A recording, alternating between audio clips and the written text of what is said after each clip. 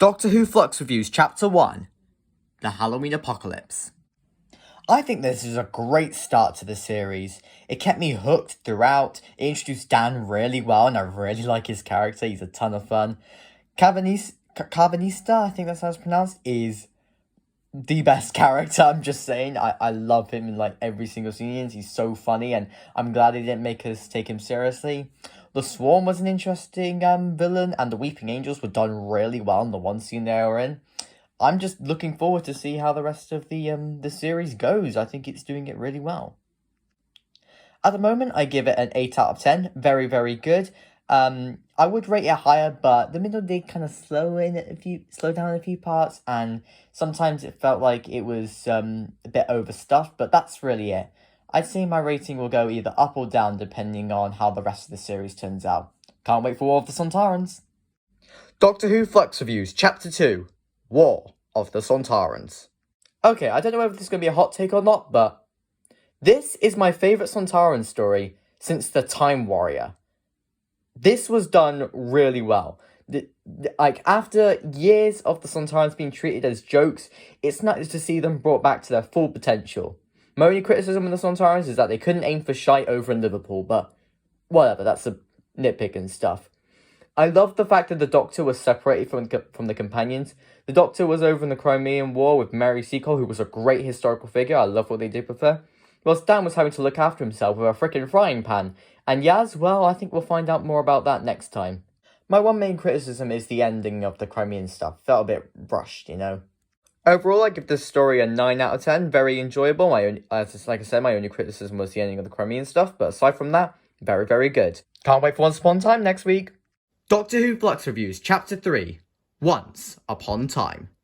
I'd say that this is the weakest episode of Flux so far. Although it's not bad by any means. 13 is on top form and just everything about it was great. Her story was really interesting. It's so good to see Jo Martin back.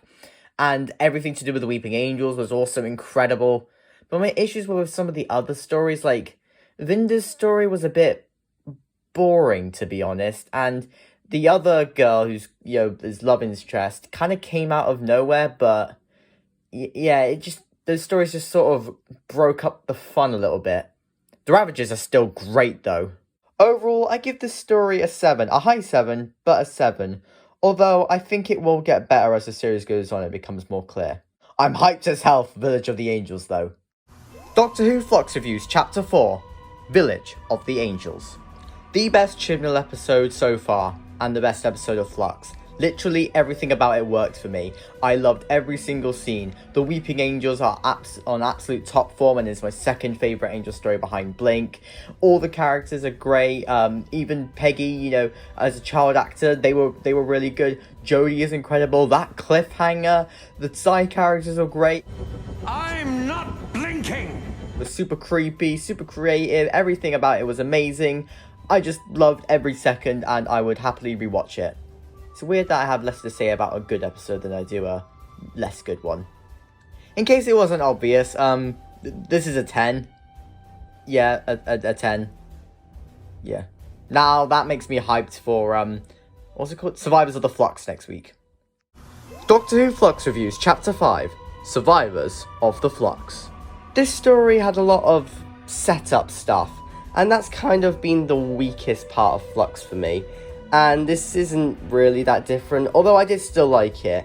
There were things I liked about it, like the Division stuff. Jericho I still stand, Carvanista I still stand. God, I hope they meet each other in the finale.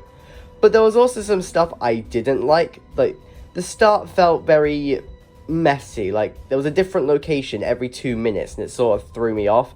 I also don't really like how the last cliffhanger was just sort of undermined, but overall, it didn't bother me too much, and I did still enjoy the story, but it just wasn't amazing. It was just good. As I said, this is on par with the Halloween Apocalypse, so I'm also going to give this an 8 out of 10, but that will most likely change after the finale. Can't wait for the Vanquishers. Doctor Who Flux Reviews Chapter 6, The Vanquishers. Is this episode flawed? Yes, the ending with Storm and Azure was quite rushed and we didn't get a resolution for Tech Taeyoon yet. And my biggest problem was the editing. Now, I know I'm not a professional editor, but with some of the cuts, it did throw me off of the story. However, apart from that, I just really enjoyed the story, and the finale, as long as it's entertaining, I really don't mind, and this finale certainly was entertaining. I knew it'd be flawed going in, and to be honest, it was better than I was expecting. I really enjoyed it. Overall, I'm actually giving it a 9 out of 10 despite the flaws. It's probably because it just came out and it'll probably go down later on, but no, I really liked it.